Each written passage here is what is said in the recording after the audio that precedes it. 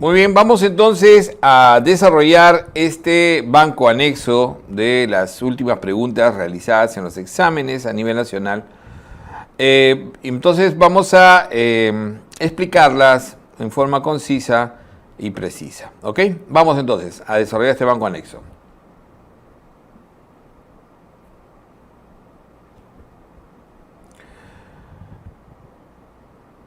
Pregunta. Niña de 4 años hospitalizada por presentar, primero lo que dice, dificultad respiratoria de inicio agudo. Y de hace 3 días síntomas catarrales. Al examen, sibilancias en ambos campos pulmonares. Entonces, las sibilancias, sobre todo la dificultad respiratoria, ¿no? A pesar de que puede haber síntomas catarrales, entre comillas, nos indican sobre todo la posibilidad de que sea un proceso de broncoespasmo, ¿no es cierto? Entonces no va con insuficiencia cardíaca, la bronquiolitis es mucho más severa, en este caso nos inclinamos más por el asma bronquial. Recuerden que asma bronquial es muy frecuente después de los 2 años de inicio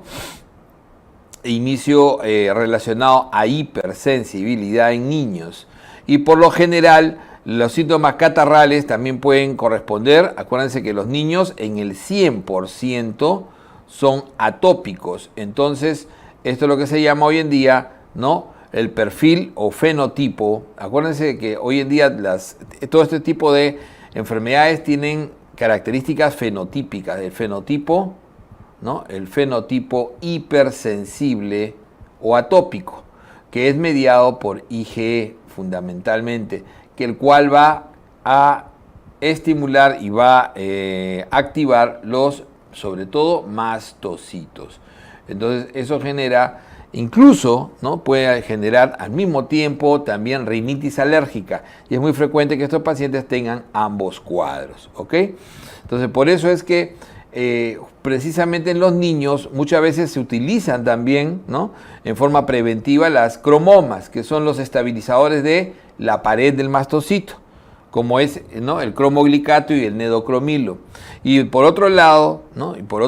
Siempre en los niños también, ¿no? Se recomienda desde el principio utilizar antileucotrienos, porque estos mastocitos en este proceso inflamatorio que es el asma van a generar siempre leucotrienos. Y estos leucotrienos los podemos bloquear también a través de el bloqueador de receptor, que es el más útil, es el Montelukast. Siempre recuerden que el Montelukast, en realidad, para el niño se va a iniciar desde que se hace el diagnóstico, ¿no?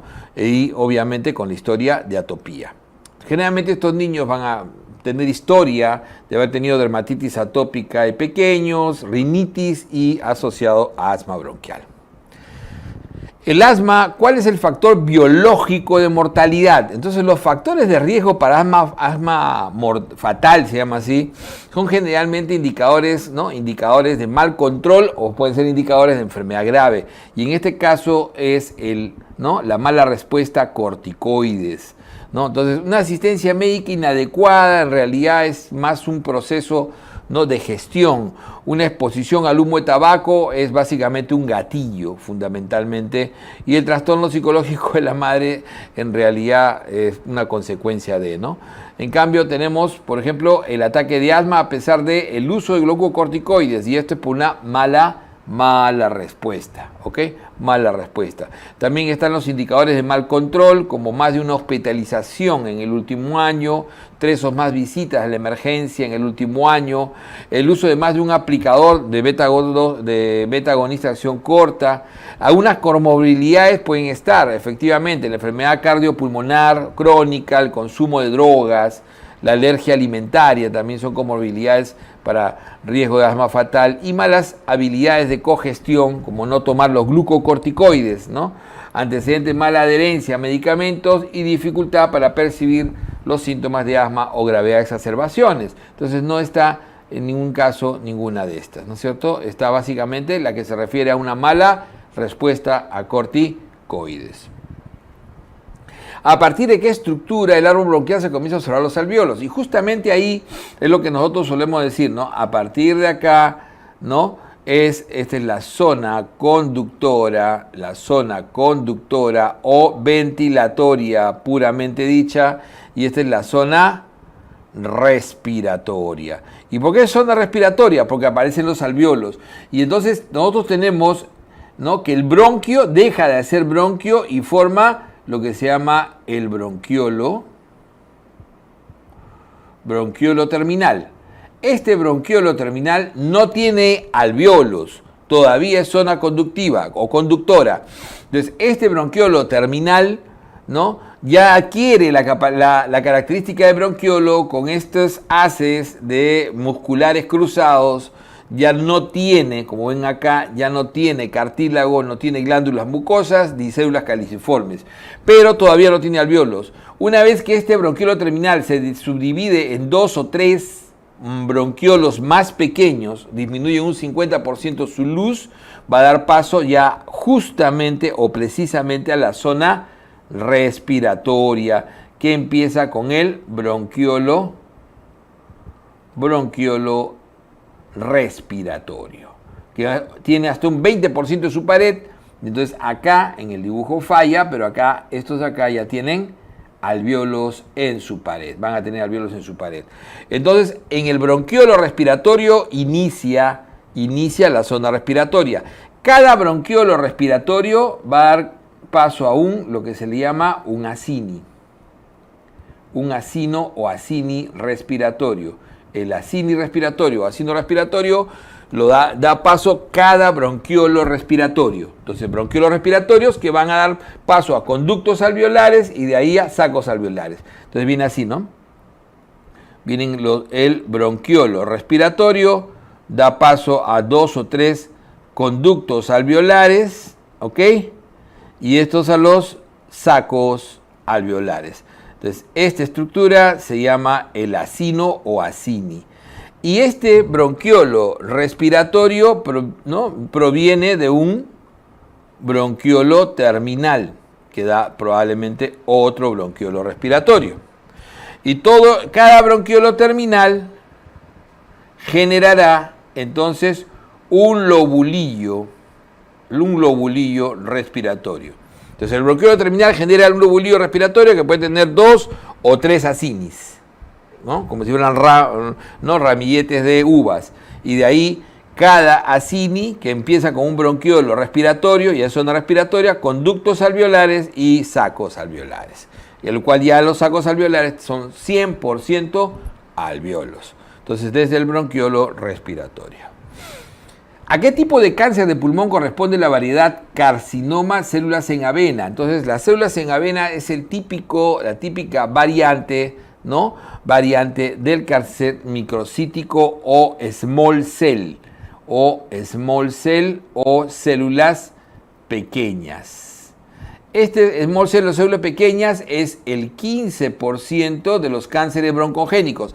Recuerden ustedes que de los cánceres primarios de pulmón, ¿no es cierto?, el 95% son los que llamamos los cánceres broncogénicos, de los cuales característicamente tenemos 2 grupos, los non-small cell o no células pequeñas y los small cell o células pequeñas. Justamente el microcítico, ¿ok? Acá va el 85%, acá va el 15%. Y entonces de estos small cell, el más frecuente, ¿quién es? El adenocarcinoma, ¿ok? El adenocarcinoma. De ahí le sigue el otro, el clásico, que es el más relacionado a tabaco, el escamoso epidermoide. Y hay dos subtipos más que tienen baja frecuencia, que es células gigantes y el adenoescamoso, ¿ok? Pero estos son los 2 más frecuentes. Y de ahí sigue células pequeñas o microcítico, que tiene su pequeña variante de células en avena. De acá es el de mal pronóstico, casi siempre metastásico y generalmente pariliar, y además de eso, ¿qué otra característica tiene? De tener la mayor cantidad de paraneoplásicos. Esa es la característica. Doctor, pero usted dijo que acá el 95%, sí, porque de los cánceres primarios un 5% son todas las demás variantes que pueden generarse en un órgano. Recuerden que puede haber sarcomas primarios de pulmón. Recuerden que puede haber células, tumores carcinoides, porque hay células del sistema PUT, carcinoides. Entonces, esos pueden generar otro tipo de tumores primarios raros, ¿no? Que es una variedad. Entonces, cuando hablamos de cáncer de pulmón, hablamos de los cánceres broncogénicos clásicos, de los cuales la estrategia para tratar de detectarlos tempranamente es detectar el nódulo pulmonar solitario. ¿Ok? El nódulo pulmonar solitario, que esa detección de nódulo pulmonar solitario, que es un nódulo menor o igual a 30 milímetros, entonces nos permite hacer un seguimiento a los pequeños nódulos y ver su variación. ¿Dónde se origina el tumor de Pancoast? Entonces, el tumor de Pancoast es una variante de la presentación del cáncer de pulmón que se suele ubicar en el ápice. Como ven acá, este es el ápice. Es típicamente ápex del pulmón. Y tiene una triada, ¿no? O sea, tiene el tumor apical, ¿no? El tumor apical tiene el compromiso del plexo braquial por compresión y el compromiso, ¿no?, del ganglio geniculado que va a producir síndrome de Klaus-Bernard-Horner. Eso es lo característico. El tumor de Pancoast hoy en día fue hace muchos años más relacionado a epidermoide, pero hoy en día es la causa más frecuente es adenocarcinoma, porque de lejos el adenocarcinoma, como habíamos dicho acá, es el más frecuente, no solamente del subgrupo non-small cell, sino de todos los cánceres broncogénicos y en general de todos los cánceres primarios de pulmón. Entonces el adenocarcinoma ha superado completamente al escamoso. Y es la causa, y también lo ha desplazado como causa de tumor de Pancoast. Okay. Mujer de 45 años, trabaja con 5 colaboradores en una oficina de 3 por 2.5 metros. Ayer inició síntomas compatibles con COVID y hoy presenta prueba antigénica positiva. Entonces, esta señora, ¿qué cosa tiene? Un diagnóstico confirmado. Desde el punto de vista epidemiológico, entonces, si yo tengo contacto con un confirmado, es probable. Posible es cuando estoy en una zona de alta incidencia, ¿no es cierto? Pero cuando estoy en contacto directo con un caso, eso ya lo hace caso probable. Trabajador de 34 años refiere que en su familia desde hace 2 días se encuentran 3 integrantes, ¿no?, afectados de COVID. Él no tiene síntomas, pero su prueba es positiva. Entonces, este es un positivo, ¿no es cierto? Este es un positivo, es una persona positivo asintomático hasta ese momento, ¿ok? Entonces, la unidad de salud ocupacional debe indicar, 2020 era 15 días, así de brutos estuvimos en esa época, había mucho miedo, 15 días. Hoy, sin vacunas completas, 7 días. Con vacuna, 4 días. ¿Ok? Entonces, eso es lo actual. Entonces, esto fue para 2020 hasta mediados de 2021, incluso hasta fines de 2021. Pero hoy en día, no solamente en todo el mundo, sino también ya se actualizó acá, 7 días con vacuna, sin vacuna, o sea, sin vacunas completas, sin tercera dosis. Ya saben que vacunación completa es 3 dosis. ¿Ok? Entonces, sin vacunas completas, sin 3 dosis, o sea, puedes tener 1 o 2, igualito, 7 días. Con vacunas completas, o sea, 3 dosis, 4 días. En el derrame pleural, ¿cuál es uno de los criterios del LAI para determinar que es exudado? Recuerden que los derrames pleurales, ¿no es cierto?, es cuando superas más de 50 centímetros de líquido pleural, porque el líquido pleural normalmente hay entre 20 y 40. Entonces, ¿y qué significa eso? Que tienes que ver la etiología y para eso haces una toracocentesis y en esa toracocentesis tú vas a evaluar si este es un líquido tipo exudado que tiene alta concentración de solutos o es un trasudado versus trasudado. Entonces, ¿qué cosa aumenta en los exudados? Aumentan los solutos en general, aumenta la proteína, aumenta la celularidad, baja el pH, baja la glucosa. Ok, todo eso lo sabemos. Pero ¿qué tiene alta especificidad para poder definir? La relación de DHL o LDH siempre pleural sobre sérico. La relación es pleural sobre sérico o líquido sobre sérico. O sea, líquido sobre proteína, pero no suero, no suero. Entonces ahí se elimina, líquido sobre proteína. Y entonces, si yo tengo que la relación de HL pleural sobre sérica es mayor de 0.6, o tengo la relación de proteínas pleural sobre sérico mayor de 0.5, entonces quiere decir que el trasudado será menor o igual a 0.6 y acá será menor o igual a 0.5. Y el DHL o LDH, el líquido pleural, en relación con el sérico, ¿en qué relación? Cuando el DHL líquido pleural, ¿no? Cuando el DHL o LDH del líquido pleural es al menos 2/3, ¿no? Es mayor, 2/3 del DHL pleural es mayor que el DHL LDH sérico. Que 2/3, perdón. Porque lo estoy confundiendo. Vamos otra vez. LDH 2/3. Cuando el LDH pleural es mayor que al menos 2/3 del sérico. ¿Ok? Del sérico. Antiguamente, este es el que cambió. Antiguamente esto era que superara más de 200. Entonces, como ese era un corte muy arbitrario, se dice que tú tienes que tener tu control. Tienes tu DHL sérico y tu DHL, ¿no? O LDH pleural.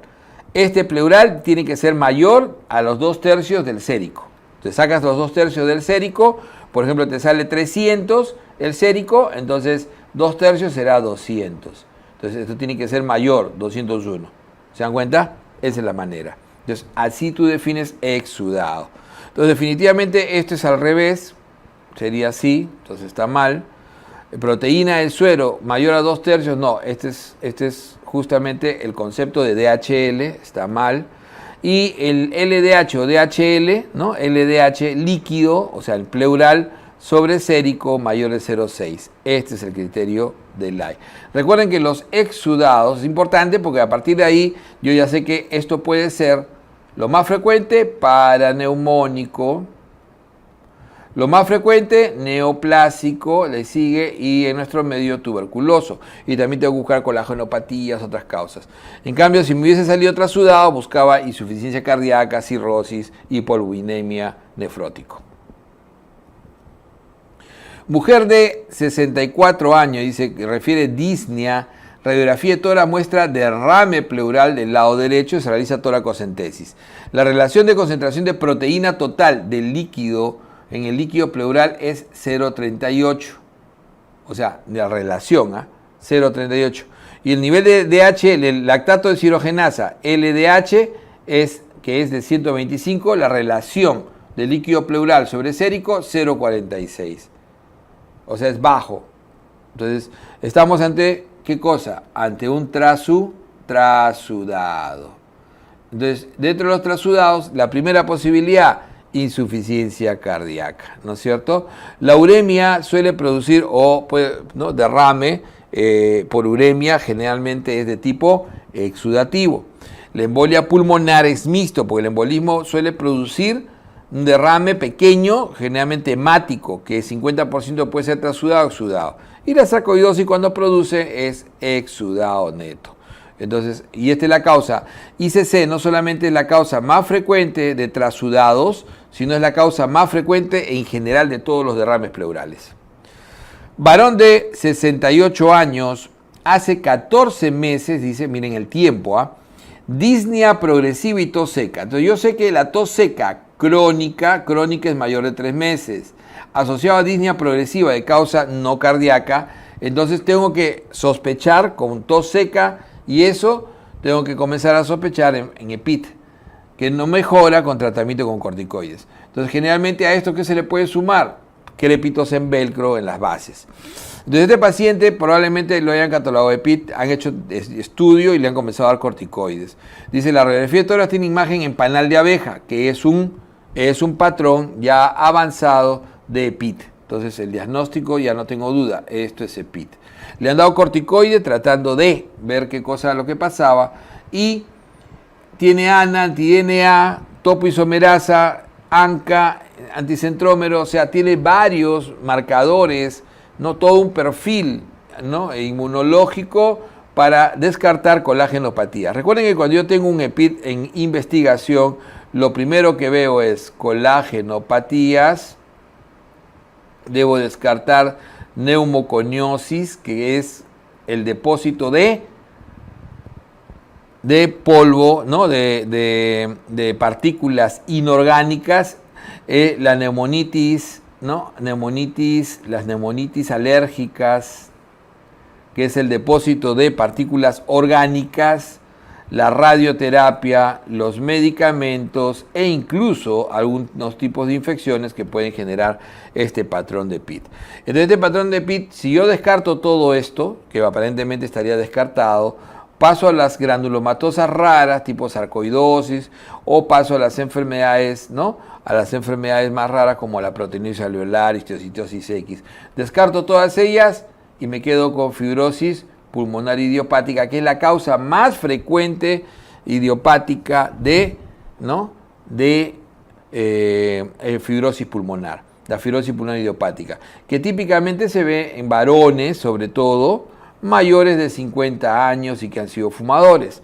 Entonces, acá tenemos a estos pacientes, generalmente se les suele dar corticoides erradamente, porque el corticoide no sirve para nada en la fibrosis pulmonar idiopática.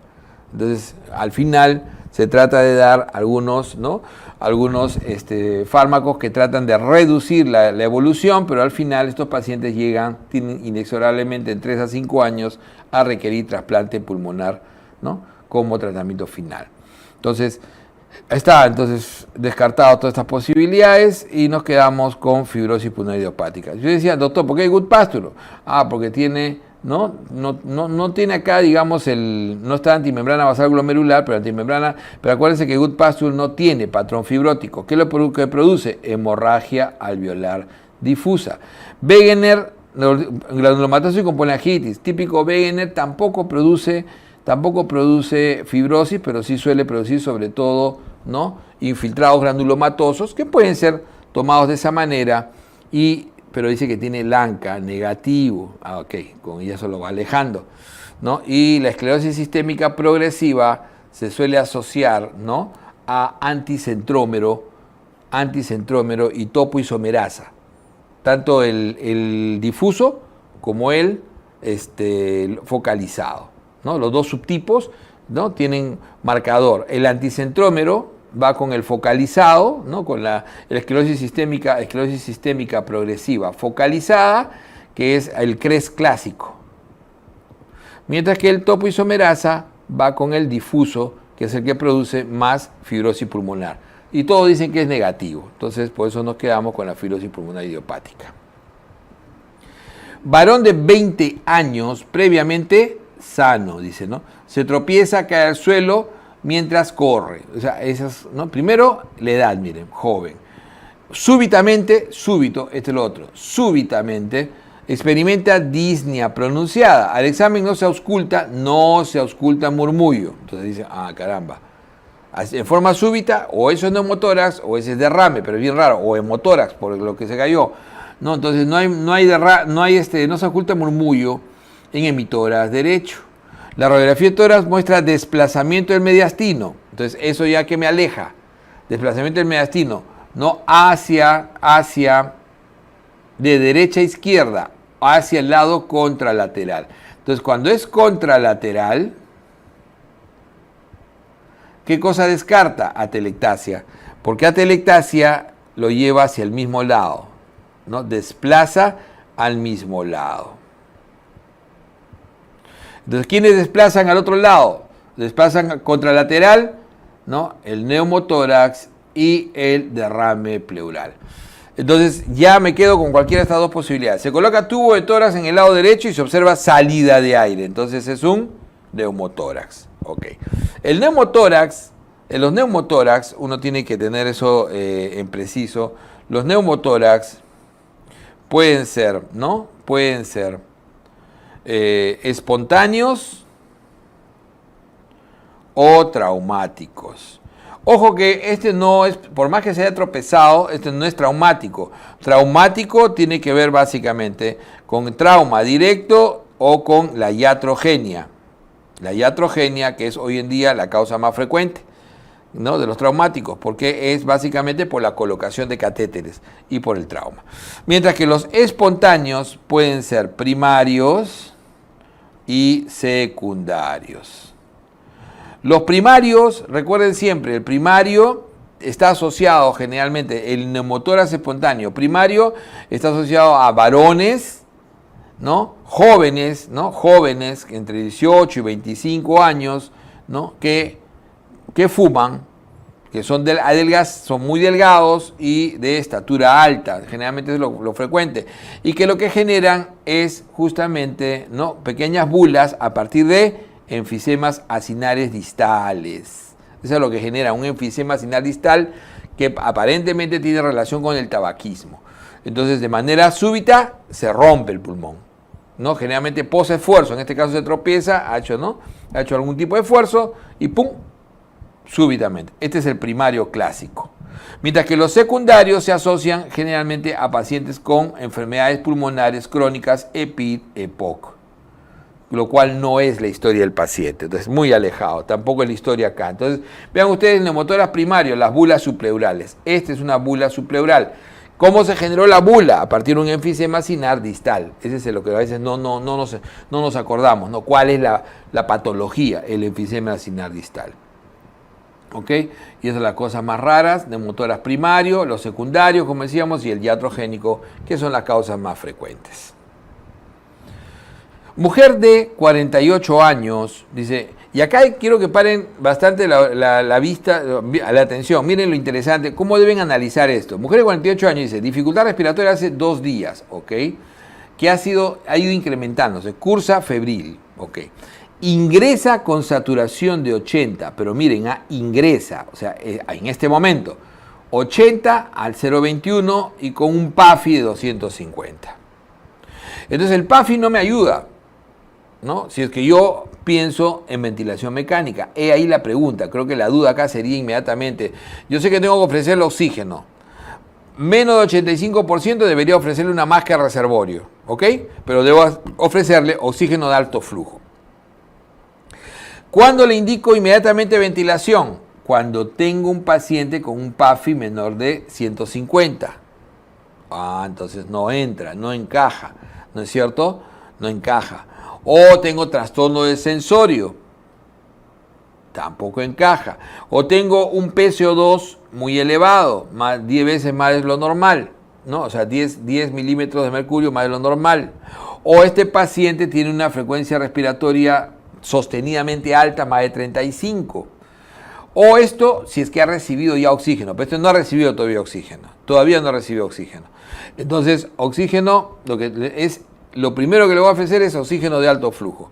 Entonces, la mejor respuesta hubiese sido si la tuviera, máscara reservorio. Pero lo único que me queda es bigotera. Doctor, ¿por qué no cánula de alto flujo? Porque este es un tratamiento post-evaluación. Ese paciente ya es la cánula de alto flujo ya amerita ser utilizado después de haber hecho tratamiento de oxigenoterapia al paciente y tomar la decisión. No requiere ventilación mecánica, puedes poner una cánula de alto flujo si tiene un índice muy alto. Entonces, pero eso va a ser post-evaluación. Es muy específico. Es como la ventilación no invasiva, también viene después de la evaluación inicial. La ventilación mecánica puede ser inicial, pero cuando tienes estos parámetros, el paciente te llega en apnea, el paciente tiene un estridor brutal, el paciente tiene un tórax inestable, el paciente se ahoga en secreciones, el paciente está mentalmente deprimido.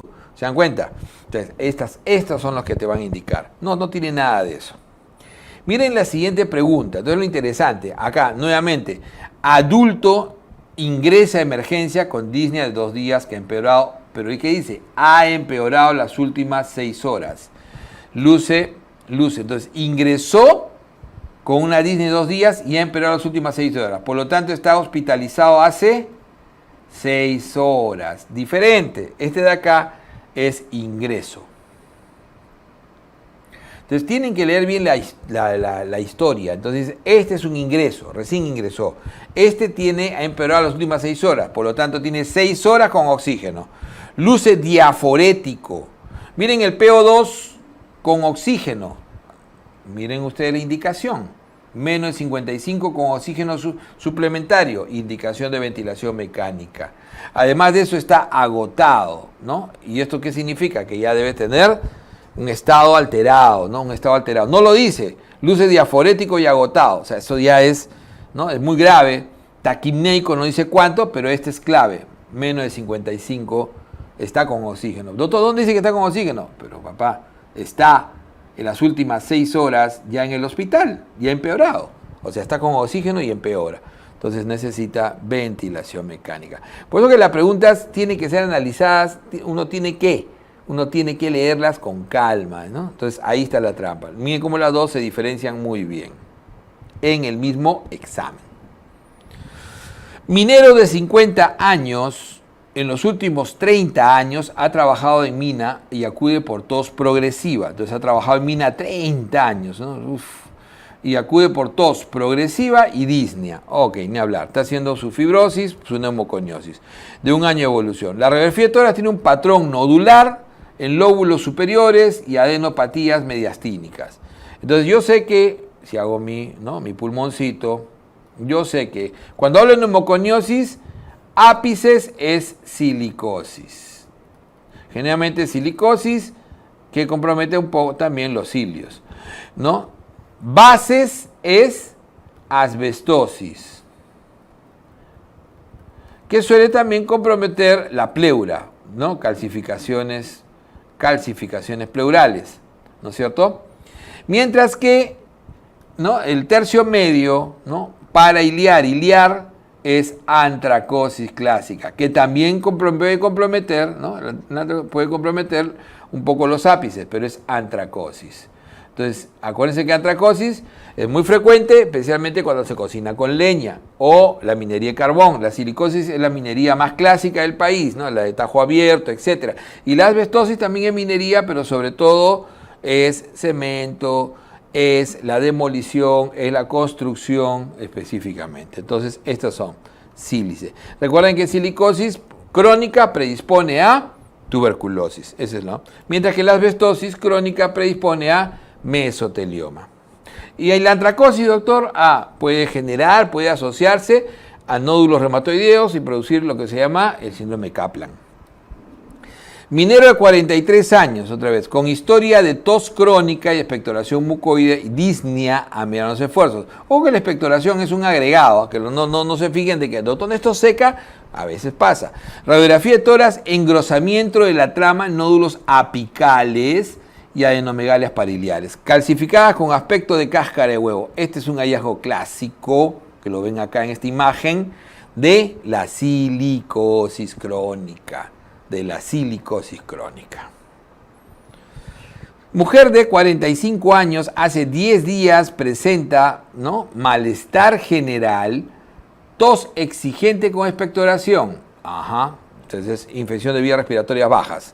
Fiebre, dolor torácico que aumenta con la inspiración, antecedente de asma bronquial no controlada. Examen, la presión está bien, frecuencia cardíaca también, respiratoria un poquitito elevada, con fiebre. Tiene una matidez en la percusión y murmullo vesicular disminuido en el mitórax izquierdo con soplo tubario, típico de la condensación. Entonces, tenemos condensación, tenemos infección de vías respiratorias bajas. Quizás el tiempo me parezca muy excesivo, pero no importa. Esto corresponde a una neumonía en primera. ¿Y qué le pediría? Si la pregunta te dijera, ¿cuál es el examen urgente? Radiografía de tórax. Porque para yo definir que esto es neumonía, tengo infección de vía respiratoria baja clásico, incluso tengo condensación para decir que es típico, pero me falta nuevo infiltrado en la radiografía de tórax, ¿no es cierto? Nada más. Entonces, esto es una típica neumonía extrahospitalaria. Intrahospitalaria no, porque para que sea intrahospitalaria tendría que tener más de 48 horas dentro del hospital. ¿Ok? El absceso pulmonar tiene la clínica, generalmente la neumonía aspirativa, y por lo general tiene tos, ¿no?, abundante, fétida, y la imagen generalmente, ¿no?, con nivel hidroaéreo. La bronquitis aguda es un proceso secundario gripal. Mujer de 48 años, hospitalizada. Primero ya está hospitalizada. Unidad de cuidados intensivos, está en UCI, o sea, debe estar probablemente con tubo endotraqueal y ventilación mecánica, por edema agudo de pulmón y cetoacidosis diabética. Antecedente, tiene diabetes, o sea, también tiene esa producción de larga data, linfoma no Hodgkin, enzima de fondo. Luego de 5 días, o sea, de estar en UCI, luego de 5 días de estar intubada, presenta fiebre y secreción traqueobronquial por tubo. Y la radiografía de tórax muestra nuevo infiltrado. Entonces, esta que está dentro de la categoría de ser intrahospitalario, al ser post-intubación 48 horas, se llama neumonía asociada a ventilación. Y la neumonía asociada a ventilación, que está dentro del macro de la neumonía intrahospitalaria, yo sé que la neumonía intrahospitalaria, primero está Staphylo aureus dentro de las estadísticas, y en general los bacilos gram negativos van casi de la mano como segundo lugar. Pero desde el momento que yo lo catalogo de neumonía asociada a ventilación, la importancia es que me pone como número 1 a la Pseudomonas aeruginosa, así que mi terapia tiene que cubrir Pseudomonas, y como número 2 a la Acinetobacter, ¿ok? Y en número 3, más alejado, ya está Staphylococcus meticilino resistente. Entonces, por lo menos tengo que cubrir los dos primeros en una terapia empírica. Entonces, yo puedo darle ceftazidima, que es anti-Pseudomonas, no puedo darle, porque no me cubre Acinetobacter. Le puedo dar fluoroquinolona, que cubren un poco. Pseudomonas no es lo ideal para Pseudomonas, tampoco. Pero doctor, la micacina no tiene buena concentración en pulmón, sola tampoco no va a hacer nada, ¿ok? Entonces, ¿qué debo darle ahí? ¿Qué me cubre Acinetobacter y Pseudomonas? Carbapenem, específicamente meropenem. Entonces tengo que escoger meropenem. Doctor, ¿y la micacina es un añadido? Claro que sí. Una recomendación el INS de que cuando tienes la posibilidad de Pseudomonas, especialmente que ejerza resistencia, se recomienda asociarlo a micacina por su sinergia y porque tiende a disminuir la resistencia. A pesar de que su concentración en el pulmón sea baja, pero lo hace periféricamente. Entonces, cae por eso, importante, cuando siempre decíamos, ¿no? Es importante básicamente esto, saber cómo se invierte. Miren, cómo pasa Pseudomonas arriba, Acinetobacter. Saber esto para saber que esto debe ser meropenem. Mujer de 35 años sin antecedentes. Primero esto de acá, edad joven, sin antecedentes de importancia.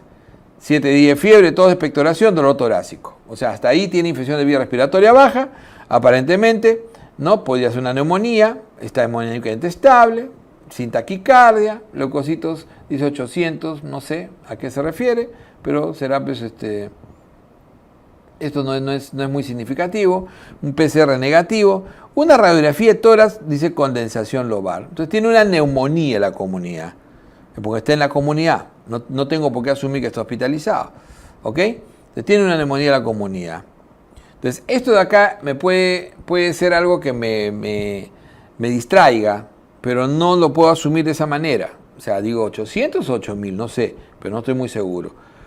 Una neumonía de la comunidad, sin ningún tipo de factor de riesgo. Primero, factor de riesgo resistencia. ¿Cuáles son los factores de riesgo de resistencia? Los factores de riesgo de resistencia, ¿no?, son fundamentalmente el haber utilizado antibióticos por mínimo de 5 días los últimos 90 días. Nada, sin antecedentes. El tener una comorbilidad. Nada, cero, sin antecedentes. El tener alguna inmunosupresión crónica. Nada. O sea, entonces, ¿debo darle monoterapia? Puedo darle monoterapia, terapia oral. Lo que te recomiendan, macrólido o tetraciclinas. No tengo ninguno de ellos. Entonces, ¿tengo alternativas? Sí, también puedo utilizar betalactámicos. Puedo utilizar betalactámicos si estoy seguro de que no hay, ¿no? Si estoy seguro de que no hay riesgo de atípicos. ¿Y cuándo estoy seguro de eso? Cuando tengo generalmente una tos con expectoración, algo no rumbrosa, efectivamente, febril, que es lo más característico. Justo el cuadro clínico me podría indicar, ¿no?, de que esto no es atípico. Entonces, cuando yo uso un beta-lactámico, la amoxicilina es suficiente, puede y debe ser suficiente para neumococo, que es lo más frecuente, y hemófilus. Amoxicilina. Doctor, levo y moxi no me cubriría, sí, pero primero que no está indicado en la comunidad salvo para reemplazar al paciente con factor de riesgo resistencia. Estos se usan en factor de riesgo resistencia, acá, para reemplazar, porque cuando yo tengo factor de riesgo resistencia positivo, tengo que darle un beta-lactámico más macrólido. Y esta combinación puedo reemplazarla con moxi o levo. Pero en nuestro país está no recomendado, porque estos fármacos los guardamos para, básicamente, tuberculosis resistente. Y cipro ni hablar. Acá menos todavía, este es el rango estrecho. Yo solamente me puedo quedar con amoxi. Varón de 42 años ingresó a UCI por pancreatitis severa. A los 5 días de hospitalización produce abundante vómito de contenido biloso, luego lo cual presenta taquimia e insuficiencia respiratoria grave, por lo que es intubado.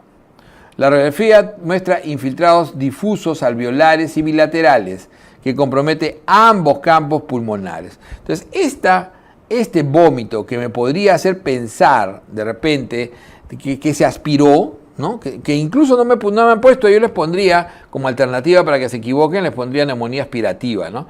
Que se aspiró, lo alejo, porque en realidad la aspiración suele ir hacia un lado de los pulmones, no a ambos, generalmente al lado derecho, ¿ok? Y no es la clínica. En cambio, esto, que tenga infiltrados alveolares difusos bilaterales que requiera intubación y ventilación mecánica, me hace pensar en síndrome de distrés respiratorio agudo, que es una complicación de la pancreatitis grave, severa, ¿no es cierto? Entonces, como dice acá, severa, ok.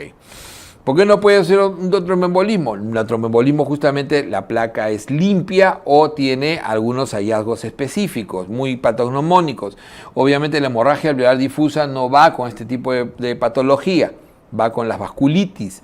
El edema pulmonar cardiogénico no tengo otra clínica de descompensación cardíaca, por lo tanto, distrés respiratorio. ¿Okay? La etiología del distrés respiratorio, acuérdense que puede ser de causa directa, o sea, de causa pulmonar o no pulmonar.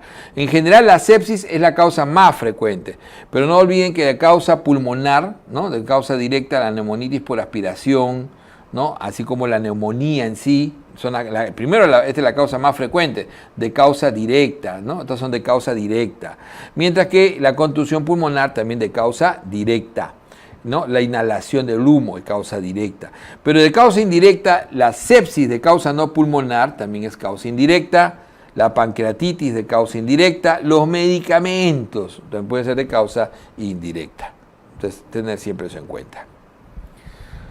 Diabético de 58 años, dice, sospecha de COVID-19, al examen dificultad respiratoria, saturación muy baja, 84, radiografía, signo de marcado compromiso alveolar.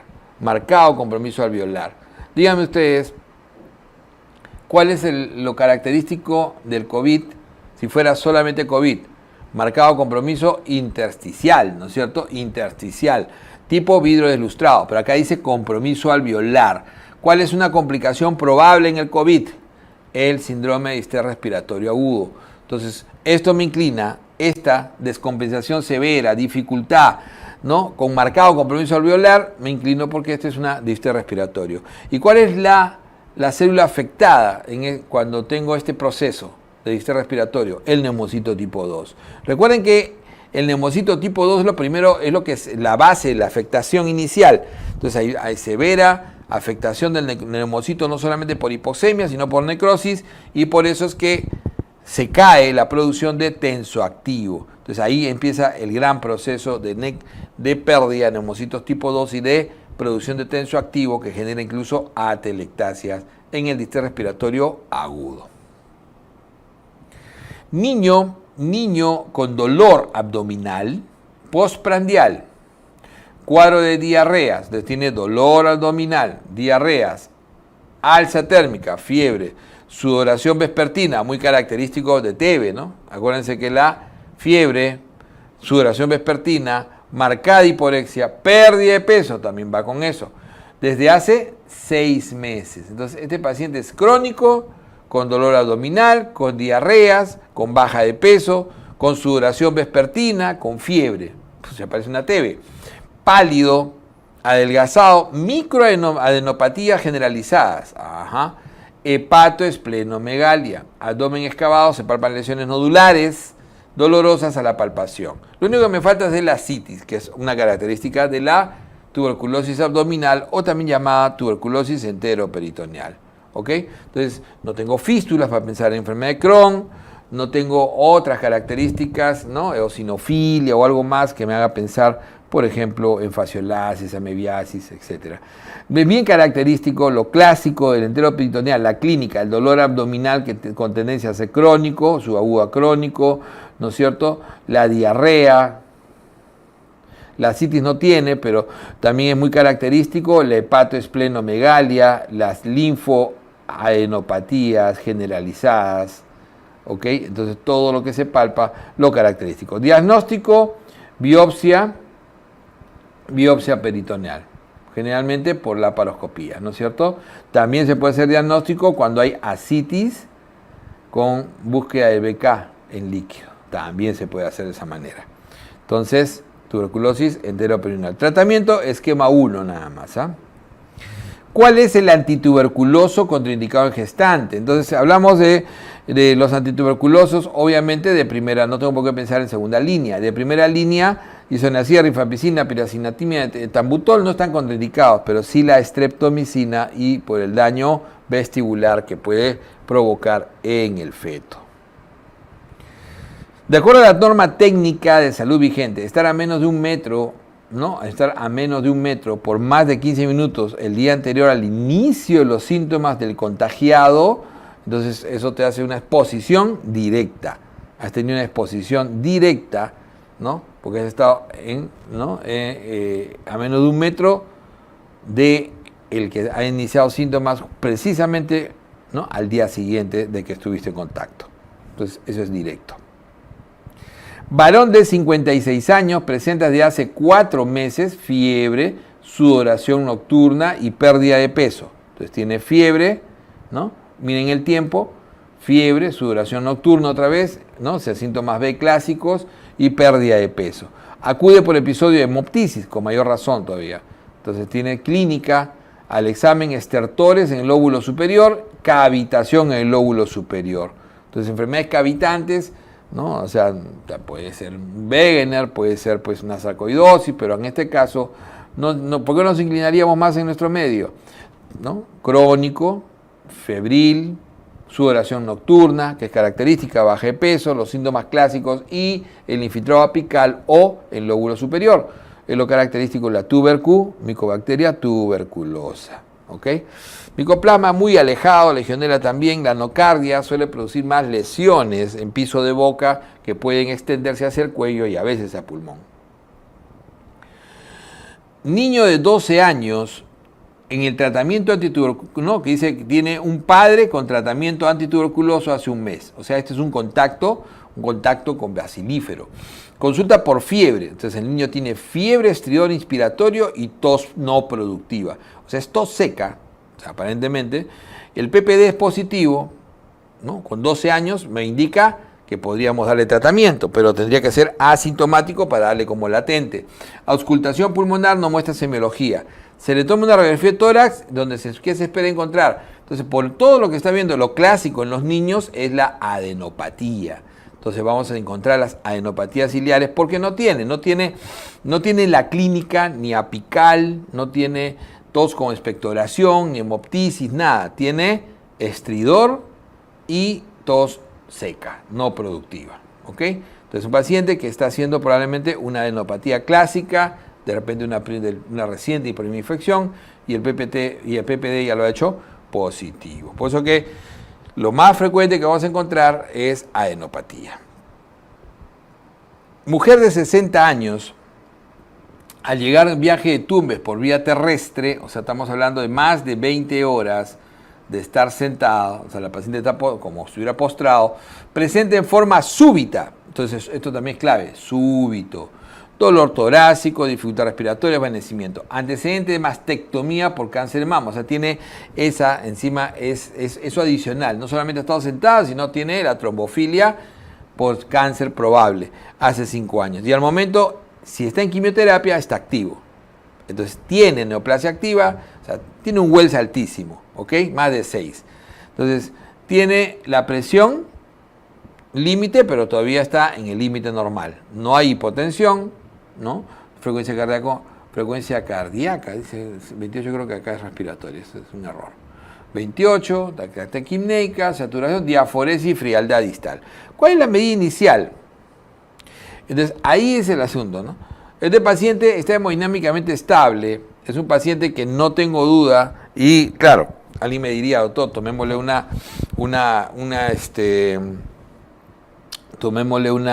angiotomografía, pero como medida, inmediatamente, con todos estos antecedentes, hay que anticoagularla. Este paciente hay que ponerla rápidamente de anticoagulación, uno no puede esperar. Entonces uno inicia una anticoagulación con enoxaparina, o si fuera pues, una paciente obesa o crítica con heparina infusión o endovenosa, pero en este caso le daríamos enoxaparina y probablemente evaluaríamos darle adicionalmente warfarina. El dímero D no está indicado porque tiene un Wells alto, la fibrinolisis no está indicada porque sería si tuviera hipotensión, ¿no es cierto? La radiografía de tórax es algo secundario en el caso de la evaluación, siempre se va a pedir, y el Doppler también es algo que se pide en la investigación de causa. Pero acá lo importante primero es salvar la vida del paciente y anticoagularla.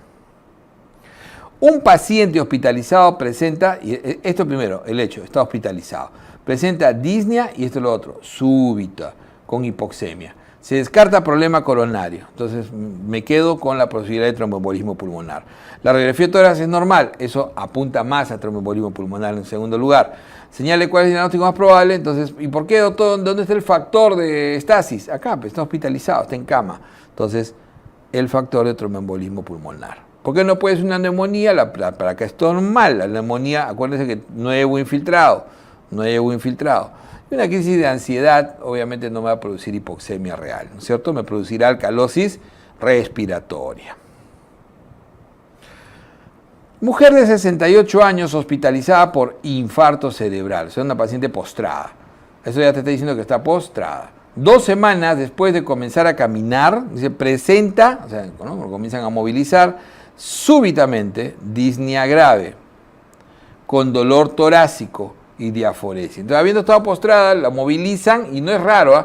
Cuando un paciente ha estado postrado mucho tiempo y lo comienzan a movilizar, puede movilizar coágulos. Entonces, súbitamente disnea con dolor torácico y diaforesis y tiene un dímero alto, más de 500.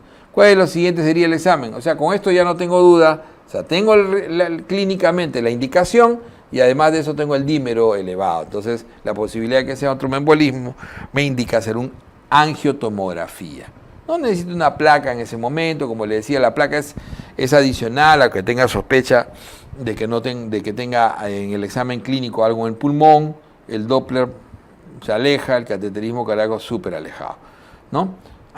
La angiotomografía es el examen hoy en día por excelencia. Es una tomografía ultrasensible con contraste para poder ver todo el árbol arterial en el pulmón.